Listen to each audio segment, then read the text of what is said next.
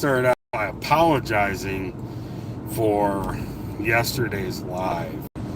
We're all human, and sometimes everybody has a trigger point, and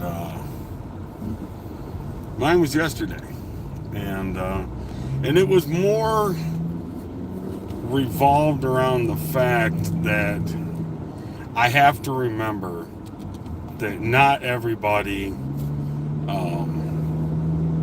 is as mature as the rest of who I expect to be watching my videos. One thing I really want to talk about is I put these videos together to be able to help you guys out and to show you different aspects of air gunning. It's not all the same. It's everybody's got a difference of opinion. Everybody's got a different way of doing their videos, and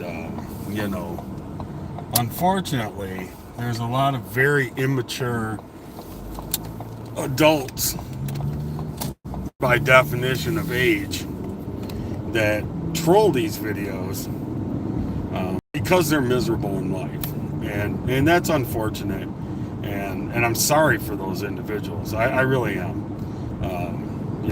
That's a real statement. But everything that I do for you guys, what's going on from the west coast of Florida? I used to live on the east coast of Florida.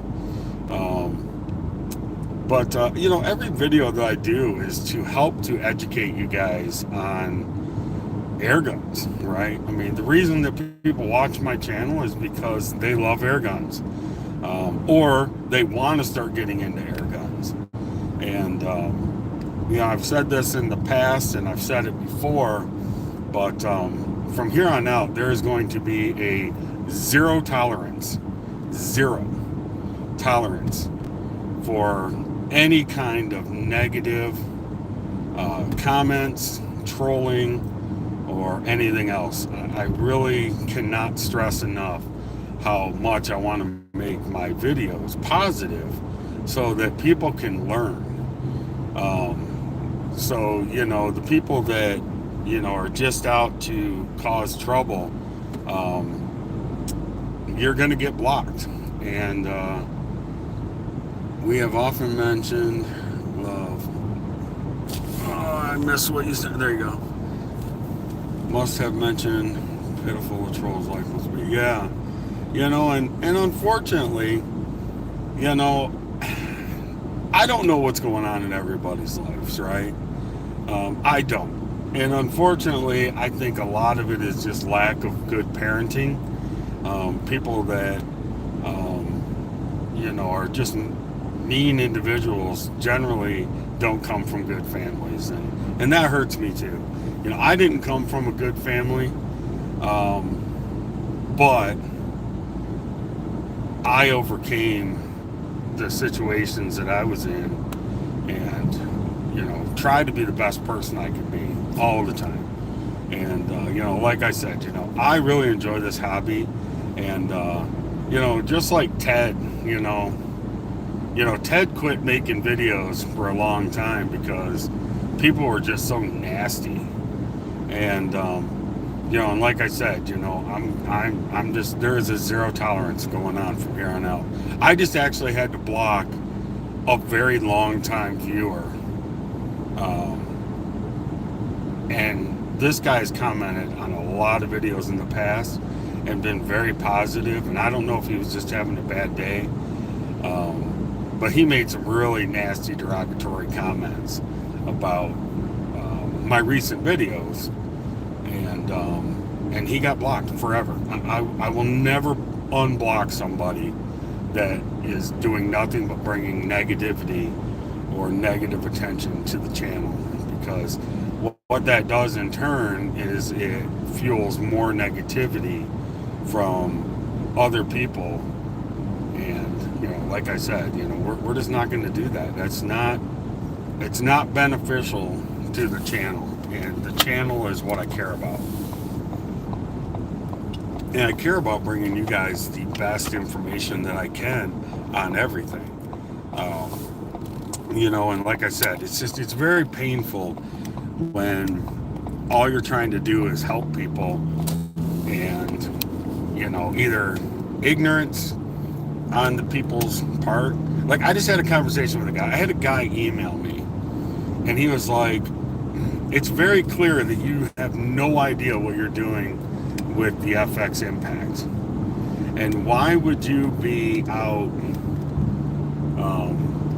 putting out a bad name for yourself and for FX? So I replied back and I said, well, unfortunately, this is part of a tuning process, and it's something that all tuners go through. And I told you guys I was going to bring you the entire you know, setup from beginning to end, and that I was going to show you guys along the way the goods and the bads, you know, and not that anything. Yeah, right, exactly. Yeah, exactly, Lord. You know, and I just said, you know, I said, you got, you know, I tried to make it clear in my other posts that, listen, we did get it tuned, but all the videos that you guys have been seeing are all back to back to back to back, and some of those videos were shot in the same day. So, you know, it took me about 3 or 4 days to find the right tune. Number one, I was having a lot of break-in period, which is very common with air guns, especially regulated air guns. A break-in period is really common for any air gun. And, you know, by going through that and showing you guys, I wanted to show you guys what exactly it takes to get an air gun shooting, you know, great for a slug or a pellet that you pick. You know, I mean, I could have just left the thing stock and shot 25 3.9s lights out all day long. I could have shot a lightweight slug like I did, like a 25.5 grain Zahn, and I mean, it was great. I could have not changed the barrel liner. I could have not added the carbon fiber sleeve. I could have not added the heavy hammer. I could have not added the pellet power or the slug power kit. And exactly, even firearms, I agree. You know, so I added a whole lot of accessories internally to change this air gun. And unfortunately, a lot of people just don't grasp the concept. And a lot of the reason is because you'll see other reviewers out there, and they'll have already shot their gun, already figured out what ammo it likes, already had the break-in period, and then they shoot their YouTube video, and all you see is great shooting. And what I'm trying to explain is that by adding these things and finding the different pellets or slugs that an air gun likes, it's a journey. It's something that just doesn't happen overnight. What's going on from South Wales across the pond? Thank you for joining. So, you know, we're really trying to, what I'm trying to do is show people that this is something that everybody can achieve. If you've never owned an impact, oh, and by the way, the guy that emailed me, when I replied back, he came back with another email and said, well, we'll just have to agree to disagree that you have no idea what you're doing, which is the furthest thing from the truth. And I wrote back and I said, well, what is your impact tune to shoot, and what are your settings? And he wrote me back and he said, I've never owned an FX air gun. Okay, all right, I get it. You're a master and you've never even owned the gun that I'm tuning and shooting. And by the way, I do have a tuning video that's coming out. It's going to launch on the 3rd of July, and I really explain a lot of the tuning processes that I go through. So hopefully you guys will enjoy that and have a good time with that video. Another thing that another friend of mine, and listen, somebody once said, or somebody just commented on one of my videos. It was very tactful and very pleasant to read, and I appreciate it. And I actually want to reach out to the individual, but he said, you know, sometimes people's egos get in the way of their learning because they don't want to hear what other people have to say. And he wasn't implying that I don't, because I do. And if you watch my videos, I mean, I actually get my friend Ken and Joe involved because they're really, really good tuners. I mean, these are the guys that'll get your gun shooting 1.5 standard deviation with a spread of 4. And Ken has tuned both of my bench rest guns. And I learned a lot. I've learned over the years to get that to work. So Jeff, you know, so in the, we're going to sidetrack just for a second because I really want to answer this question. So in the Saber Tactical Bag Rider kit, there's that little oblong disc, and that disc is meant to fit in the bottom of the grip, and then you're supposed to screw your bag rider to that. The issue that I run into with some of the ergo grips is that the angles that they're on are not conducive to the angles that the bag rider is on. And I thought for a moment the other day, I thought, well, maybe I could put the bag rider in a vise and just kind of tweak the, you know, kind of bend it a little bit. But I really didn't want to, like, have something go wrong.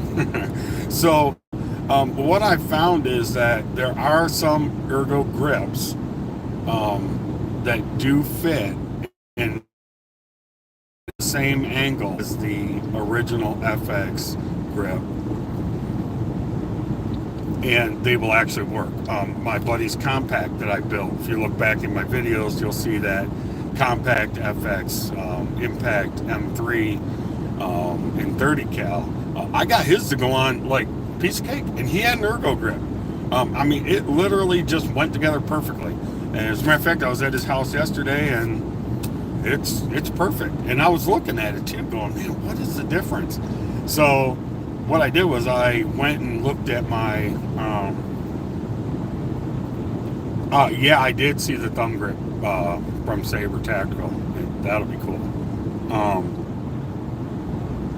So I went back and looked at my different ergo grips, and they are different angles. And some of them, because of the angle, like I said, I just don't think it'll work. The flat top seems to work, but the zero angle, I don't know, man. I just haven't been able to get it on. And like I said, there is the possibility that you could, you know, bend that Saber Tactical bag rider in a vise, you know, just like, and when I talk about the bending, I'm talking about where it comes off the grip. There's that angle on where it comes off the grip, just like close that a little bit so it pushes that back end down. I don't know. Like I said, I don't really want to make a comment like that and then have people go try to bend their Saber Tacticals and then screw them up. So please don't do that unless you're willing to take 100% responsibility for what you do. I was just trying to figure it out myself, you know, and see what would happen. But anyway, so yeah, back to the whole thing. You know, really, guys, everything that I'm doing is just the process. Believe me, I found the tune, and I also found, once again, that my barrel or my gun does not like the 38 grain Nielsen's. And somebody actually said as well that Nick had even said that because of the choke in the barrels. Now, I don't know if this is true. I'm just saying somebody made a comment that they read somewhere. And once again, I don't know if this is true. I'm not trying to make any comments about Nielsen or anything else. But somebody had said that they read that Nick had said he's surprised that any of his slugs would shoot with the chokes in the heavy barrel liners. Now, I have found that actually my NSAs do work. Yeah, exactly. Ken is great, man. And, and I learned from him and Joe all the time. I mean, we went to the range the other day and just totally, I learned so much. It was crazy. But the slug that I ended up having the best luck with was actually the NSA 35 grain 217. And that thing's shooting MOA at 100 yards. It's shooting very, very well. Now, I do have the tension barrel coming, and that supposedly is a quicker twist rate. So we'll try those 38s again. I have some 40 grains coming as well from Varmint Knockers. I have some Zon 40 grains, hopefully on their way.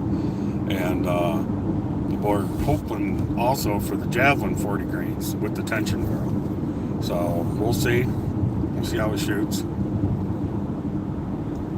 And, we'll go from there. But, yeah, overall, man, I'm excited. I got a little overzealous yesterday in my live, and I apologize again. It's just very frustrating when the only thing I'm trying to do is to help everybody. And you just get these trolls that are relentless over stuff that, like I said, half of them don't even really know what they're talking about. They've seen other YouTube videos and they assume that, so-and-so is shooting his lights out. So it's apparent that you don't know what you're doing because you're not shooting them lights out. And it's like, well, guys, once again, I'm taking a stock M3 and adding all of these components and showing you guys along the way just what it takes. And when you see the video on the 3rd where we talk about tuning, you're going to be able to go out and do the exact same thing. You're going to be able to go out and buy a stock M3, buy all the additional components if you want to, if you deem that it's necessary, and do exactly what I've done. And that's why this is a series and not just a, hey, look, I've got an M3 and it's all decked out, and look, I'm shooting these lights out. Because what'll happen is you're going to go out, you're going to buy an M3 all decked out, and it's not going to shoot like mine, and then you're going to be disappointed, and you're going to go, well, I don't understand what I'm doing wrong. Well, that's why I'm doing this for you guys. It's just like, the heavy slug liner. I can't tell you how many people I know that have gone out and bought heavy slug liners, and I've actually had people comment and email me on this too. They're like, man, I've got a heavy slug liner and I can't get the thing to shoot worth anything. And I'm like, the number one question I asked right off the bat is, well, what are you shooting? And people are like, oh, well, I'm shooting, 27.5 grains. And it's like, it's because those slugs aren't heavy enough. And that barrel doesn't like light slugs. It likes heavy slugs. That's why it was made. That's why it was developed. It's why they put so much energy into a heavy slug liner. Heavy slugs is the key. That's the word that makes it different. So, I found that personally, anything under 34 grain or even 34 grains will shoot fine out of the standard liner. You really don't need that heavy liner. And I have a feeling, and we're going to test it, that the tension barrel, because it is a heavy slug liner in the tension barrel, is going to be the same result. That if you try to shoot lighter grain slugs, this is just an assumption because I haven't had one yet, and I haven't had a chance to test it, but I have a feeling that it's not going to be very good for if you're shooting pellets or you're shooting, lightweight slugs. So, the whole purpose of this video series is to demonstrate to you guys, do you need to buy these components for what you're shooting? And if you're not shooting a heavy slug, I can tell you right now, don't buy the heavy slug liner, unless you just want to experiment. Because my experience and the experience of everybody that I've talked to, including my other tuners, are unless you're shooting heavy slugs, it's not going to shoot as well as the standard liner. So, like I said, man, I really hope this series helps you guys out. And, we're not going to let these negative Nancys, these Karens come in and disturb what we're trying to accomplish, to help you guys out. So hopefully that makes sense. But with that being said, man, I appreciate you guys hanging out. And Cricket 2, and I'll do a video on it. I just put the Arkin 4 to 16 scope on it, so we're going to get it sighted in. And we're shooting Hades, and I'm going to do 50 yards, and I'm going to actually zero it at 25 yards. And we're going to plinket some steel out there, and we're going to shoot some 25-yard groups, 50-yard groups, and maybe some 100-yard groups. But I want to get it set up for doing some squirrel hunting this fall. And that is unless I end up turning my MK2 into a compact, which very well could happen. And, we'll go from there. But until next time, man, I'm Moose. I appreciate you guys, and good luck in everything that you guys are doing with your air guns. Be safe, and we'll talk to you guys all soon. God bless.